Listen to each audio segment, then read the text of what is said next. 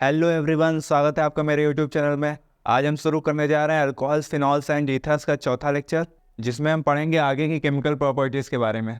तीसरे लेक्चर में आपने जहाँ तक पढ़ा था उसके बाद का जो रिएक्शन है वो है रिएक्शन विद HCl। जैसा कि आपने haloalkanes and haloarenes में पढ़ा है कि अल्कोहल्स HCl के साथ रिएक्शन करते हैं in the presence of anhydrous zinc chloride और हमें देते हैं अल्किल हैलाइड्स।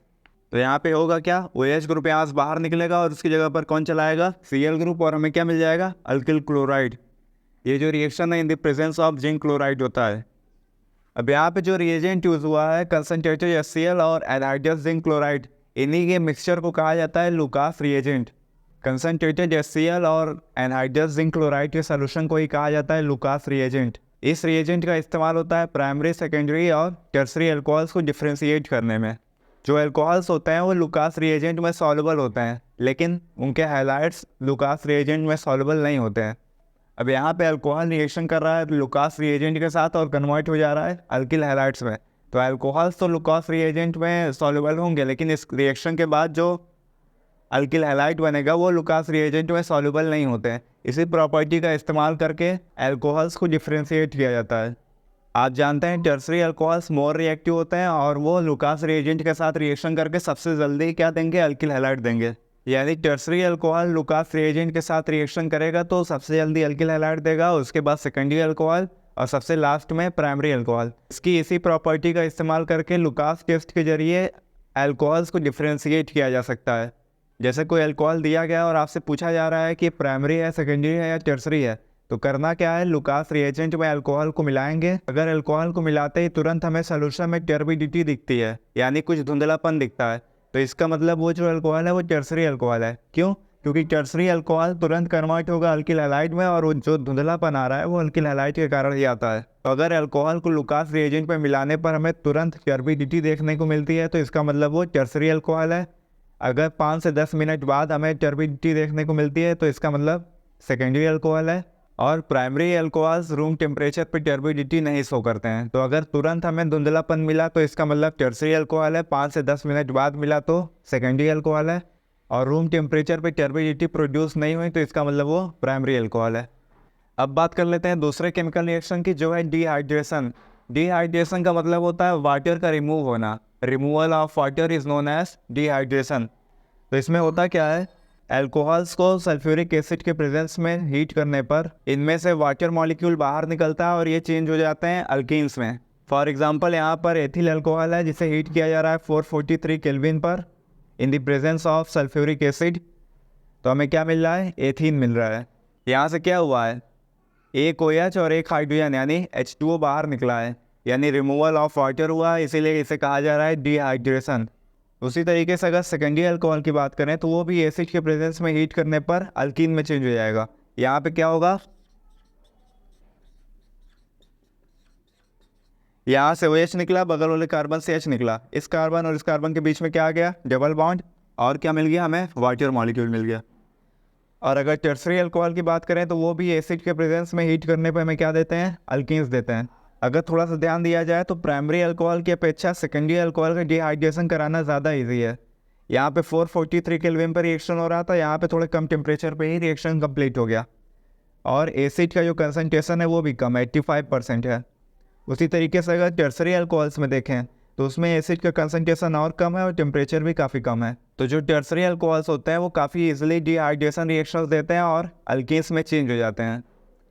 अब इसका मैकेनिज्म देख लेते हैं कि डिहाइड्रेशन रिएक्शंस होते कैसे हैं। तो ये जो रिएक्शन है टोटल 3 स्टेप में कंप्लीट होता है। सबसे पहले स्टेप को कहा जाता है प्रोटोनेशन ऑफ अल्कोहल, यानी अल्कोहल्स में प्रोटॉन का ऐड होना। आप जानते हैं ये जो रिएक्शन हो रहा है वो एसिड के प्रेजेंस में हो रहा है, जो क्या देगा, H+ देगा। ये H+ आएगा अल्कोहल के ऊपर अटैक करने। अब अल्कोहल में ये जो ऑक्सीजन है, ऑक्सीजन के पास लोन पेयर है, यानी इलेक्ट्रॉन डेंसिटी हाई है, तो हाइड्रोजन कहाँ अटैक करेगा, ऑक्सीजन पे। जैसे ही हाइड्रोजन ने ऑक्सीजन पे अटैक किया, क्या बन गया, इसके साथ बॉन्ड बना लिया और ऑक्सीजन पे क्या आ गया, प्लस चार्ज आ गया। इसे कहा जाता है ऑक्सोनियम आयन। दूसरे स्टेप में क्या होता है, कार्बोकेटायन फॉर्म होता है, इसीलिए इस स्टेप को कहते हैं फॉर्मेशन ऑफ कार्बोकेटायन। इसमें जो एथिल ऑक्सोनियम आयन है इसमें ऑक्सीजन के ऊपर पॉजिटिव चार्ज है। अब ये कार्बन और ऑक्सीजन के बीच का बॉन्ड ब्रेक होगा और इलेक्ट्रॉन को कौन लेगा, ऑक्सीजन, क्योंकि इसकी इलेक्ट्रोनेगेटिविटी काफ़ी हाई है। अब ऑक्सीजन ने इलेक्ट्रॉन को ले लिया तो किस फॉर्म में निकलेगा, H2O के फॉर्म में बाहर निकल जाएगा और इस कार्बन पे क्या आएगा, पॉजिटिव चार्ज, यानी एक कार्बोकेटायन फॉर्म हो जाएगा। तीसरे स्टेप में हमें मिलता है अल्कीन। ये है आपका कार्बोकेटायन जिसमें एक कार्बन पे क्या है, पॉजिटिव चार्ज है। इसके नेक्स्ट वाला जो कार्बन है इसके साथ जुड़े हैं हाइड्रोजन। अब यहाँ से हाइड्रोजन अपने बॉन्ड को देगा कार्बन को, जिससे कार्बन पे क्या आएगा, माइनस चार्ज आएगा। एक कार्बन पे माइनस, दूसरे कार्बन पे प्लस, यानी क्या बन गया है, डबल बॉन्ड बन गया और हमें क्या मिल गया, अल्कीन मिल गया। यहाँ से जो हाइड्रोजन निकला वो H+ के फॉर्म में बाहर निकल गया और जिस एसिड से H+ आया था उसी के साथ जाके वो वापस जुड़ गया। सिंपली आपको करना क्या है, एक कार्बन से OH निकलेगा और उसके बगल वाले कार्बन से H निकलेगा और दोनों के बीच में क्या आएगा, एक डबल बॉन्ड हो जाएगा।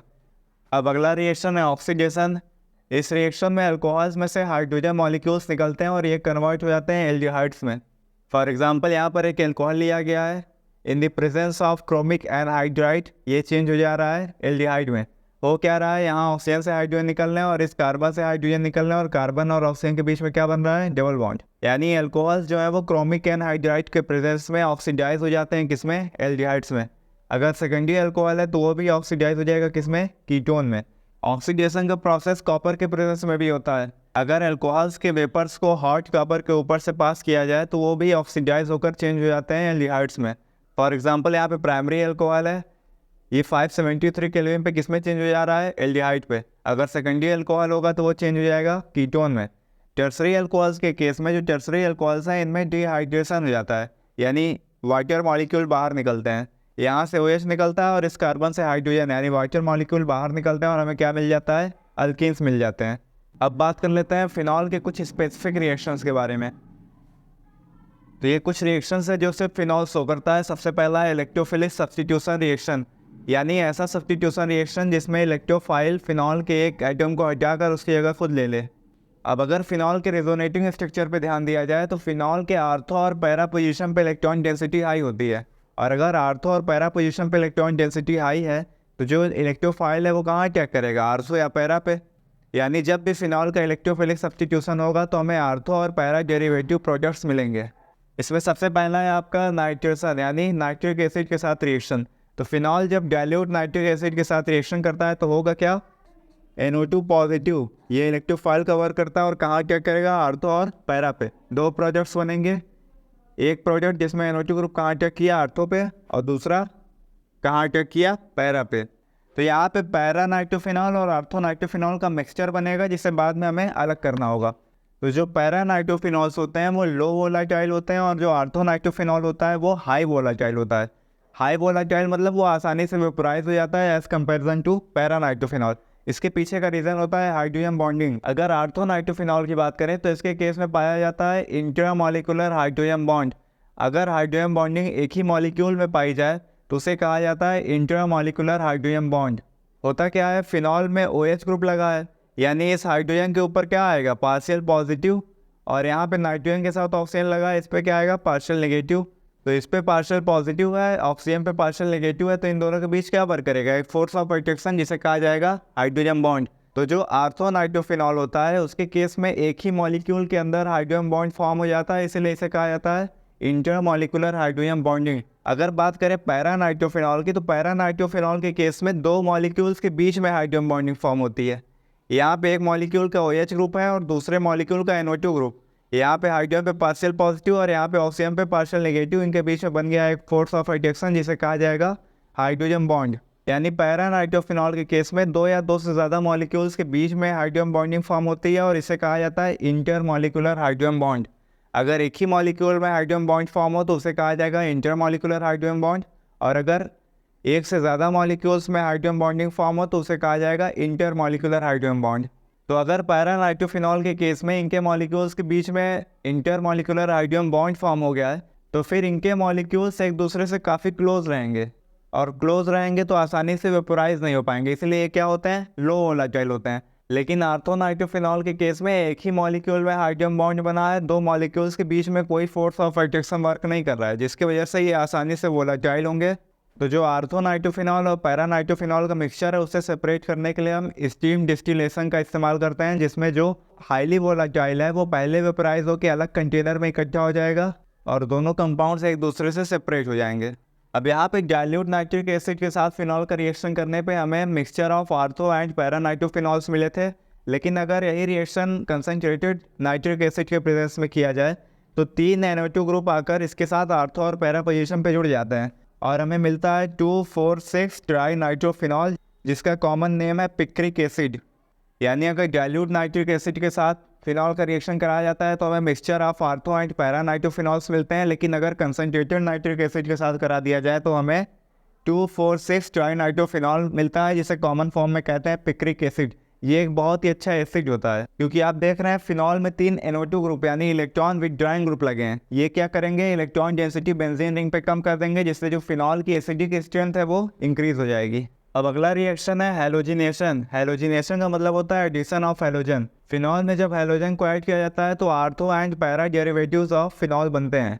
फॉर एग्जांपल यहाँ पर है फिनॉल, इसका रिएक्शन करा जा रहा है ब्रोमीन के साथ in the presence of CH2 यानी carbon disulphide at low temperature. 273 kelvin पे ये रिएक्शन हो रहा है और हमें मिल क्या रहा है, आर्थो ब्रोमोफिनॉल और पैरा ब्रोमोफिनॉल का मिक्सचर। आप जानते हैं फिनॉल पे आर्थो और पैरा दोनों पोजीशन पे इलेक्ट्रॉन डेंसिटी हाई होती है, यानी इलेक्ट्रोफाइल आर्थो पे भी अटैक कर सकता है और पैरा पे भी कर सकता है। तो अगर आर्थो पे अटैक करेगा तो आर्थो ब्रोमोफिनॉल बनेगा और पैरा पे अटैक करेगा तो पैरा ब्रोमोफिनॉल बनेगा। लेकिन इसमें पैरा ब्रोमोफिनॉल जो होगा वो मेजर प्रोडक्ट होगा और जो आर्थो ब्रोमोफिनॉल होगा वो माइनर होगा, क्योंकि यहाँ पे फिनॉल और ब्रोमीन के बीच में रिपल्शन काफ़ी कम है क्योंकि इनके बीच की डिस्टेंस हाई है। रिपल्शन कम है तो ये ज़्यादा स्टेबल होगा। यहाँ पे इन दोनों के बीच में रिपल्शन वर्क कर रहा है और इनकी स्टेबिलिटी जो है वो कम हो जाती है, इसीलिए para bromophenol as a major product होगा। वहीं अगर फिनॉल का रिएक्शन ब्रोमीन वाटर के साथ कराया जाए यानी कंसनट्रेशन ब्रोमीन का हाई हो तो हमें मिलता है 2,4,6 ट्राई ब्रोमोफिनॉल और साथ में 3 मॉलिक्यूल्स HBr के। तो अगर फिनॉल का रिएक्शन ब्रोमीन के साथ कराया जाता है तो हमें mixture of ortho and para bromophenols मिलते हैं और अगर ब्रोमीन हायर कंसनट्रेशंस में है तो हमें 2,4,6 ट्राई ब्रोमोफिनॉल मिलता है। अब फिनॉल का अगला रिएक्शन है कोल्बे रिएक्शन। कोल्बे रिएक्शन में क्या होता है, फिनॉल रिएक्शन करता है सोडियम हाइड्रोक्साइड के साथ और आप जानते हैं क्या बना लेता है, सोडियम फिनॉक्साइड। यहाँ से H+ निकलता है, यहाँ से OH- वाटर के फॉर्म में बाहर निकल गया और सोडियम कहाँ जाकर जुड़ गया, ऑक्सीजन के साथ और कन्वर्ट हो गया किसमें, सोडियम फिनॉक्साइड में। अब सोडियम फिनॉक्साइड पहले रिएक्शन करता है कार्बन डाइऑक्साइड के साथ, उसके बाद उसकी एसिडिफिकेशन की जाती है यानी एसिड के साथ रिएक्शन कराया जाता है और हमें फाइनल प्रोडक्ट मिलता है 2-हाइड्रोक्सी बेंजोइक एसिड। अगर यहाँ से OH निकल जाए तो जो कंपाउंड बचेगा उसे कहेंगे बेंजोइक एसिड और बेंजोइक एसिड के दूसरे पोजीशन पे OH लगा इसलिए नाम हो गया 2-हाइड्रोक्सी बेंजोइक एसिड। इसी का कॉमन नेम होता है सैलिसिलिक एसिड। यानी कोल्बे रिएक्शन में क्या होता है, फिनॉल कन्वर्ट हो जाता है सैलिसिलिक एसिड में। अगला रिएक्शन है रीमर-टीमैन रिएक्शन।